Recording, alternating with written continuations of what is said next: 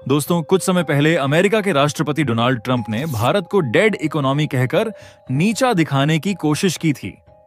यह सिर्फ एक बयान नहीं था, बल्कि भारत की आर्थिक छवि पर एक सीधा हमला था। लेकिन जैसा कि हमारे देश की परंपरा है, हम जवाब भी देते हैं, वो भी काम से, और अब वही हुआ है। ट्रंप के बयान के कुछ ही समय बाद भारतीय रिजर्व बैंक आरबीआई के गवर्नर ने साफ कर दिया, भारत मर नहीं रहा, भारत दौड़ रहा है, और शानदार तरीके से दौड़ रहा है। पहले ये एक वॉर ऑफ वर्ड्स था, लेकिन अब आरबीआई ने इसे एक्शन मोड में बदल दिया है, और वो भी ऐसे वक्त में जब अमेरिका हम पर लगातार टैरिफ बम गिरा रहा है। दरअसल दोस्तों, पिछले दिन एक बहुत ही दिलचस्प और गेम चेंजर खबर आई है। आरबीआई ने डॉलर की दादागिरी को चैलेंज करते हुए एक ऐसा कदम उठा दिया है जिससे अंतरराष्ट्रीय व्यापार में भारतीय रुपये का इस्तेमाल और तेजी से बढ़ेगा। फाइनेंशियल एक्सप्रेस की हेडलाइन देखिए, India defies Trump's dollar dictate, pushes रूपी सेटलमेंट इन ग्लोबल ट्रेड। दोस्तों, यह सुनने में एक छोटी सी हेडलाइन है, लेकिन इस एक खबर में ही इतनी ताकत है कि अब यह फैसला भारत की तस्वीर को बदलने जा रहा है। हम आपको पूरी खबर इस वीडियो में समझाने जा रहे हैं, लेकिन आगे बढ़ने से पहले इस वीडियो को एक लाइक करके चैनल को सब्सक्राइब जरूर कर लीजिए, क्योंकि हम आपके लिए ऐसी ही वीडियो लाते रहते हैं। देखिए, अब तक क्या होता था। अगर किसी भी देश को भारत के साथ रुपये में व्यापार करना होता था तो उन्हें पहले स्पेशल रूपी वॉस्ट्रो अकाउंट खोलना पड़ता था, और वो भी तब जब आरबीआई से खास मंजूरी मिले। यानी एक लंबी प्रोसेस, ढेर सारी औपचारिकताएं। लेकिन अब आरबीआई ने नया सर्कुलर जारी कर दिया है। अब कोई भी बैंक बिना आरबीआई की पूर्व स्वीकृति के विशेष रुपये वॉस्ट्रो खाता खोल सकता है। इसका मतलब अब इनवॉइसिंग, पेमेंट सेटलमेंट और ट्रांजैक्शन पूरी तरह रुपये में होंगे। एक्सचेंज रेट बाजार की ताकतें तय करेंगी, न कि डॉलर की मनमानी। और कमाल की बात यह है कि इसी बीच आरबीआई का दूसरा साइलेंट स्ट्राइक भी मारा गया, जो है डॉलर बेचकर रुपये को मजबूत करना। असल में अभी जो हमने बताया वह तो भारत की आरबीआई द्वारा उठाया गया पहला कदम था। लेकिन आरबीआई यहीं नहीं रुका।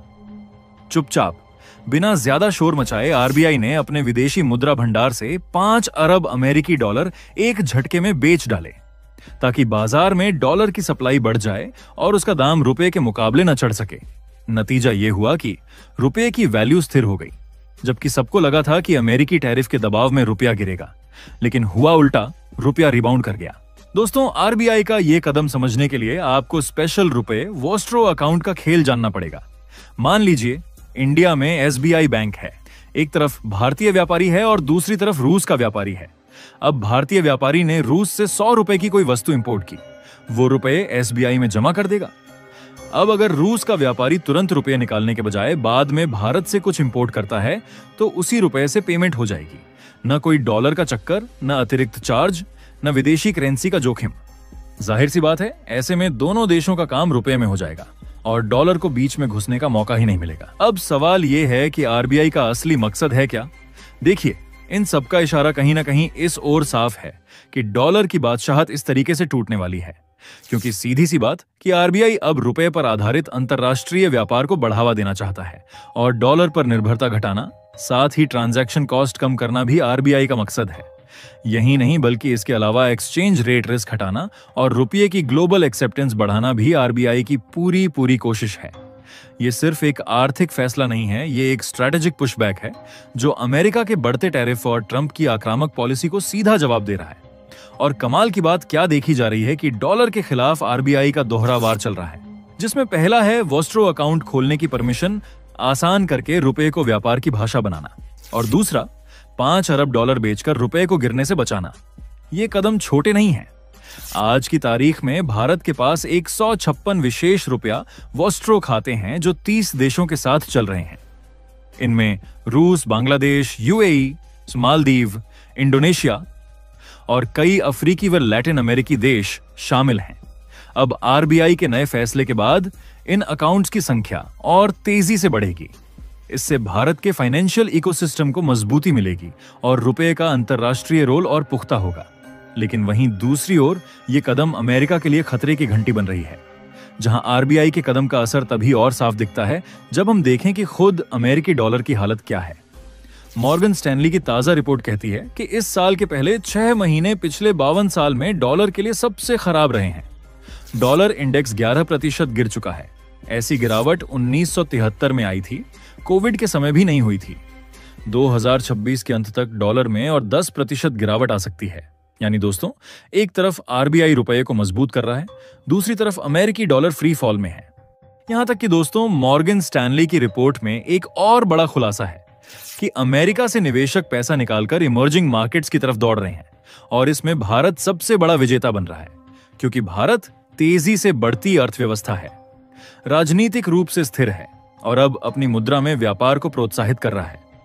जब आरबीआई डॉलर पर निर्भरता कम करने की दिशा में बड़े फैसले ले रहा है, तो विदेशी निवेशकों के लिए यह सीधा संकेत है, भारत जोखिम नहीं बल्कि बड़ा अवसर है।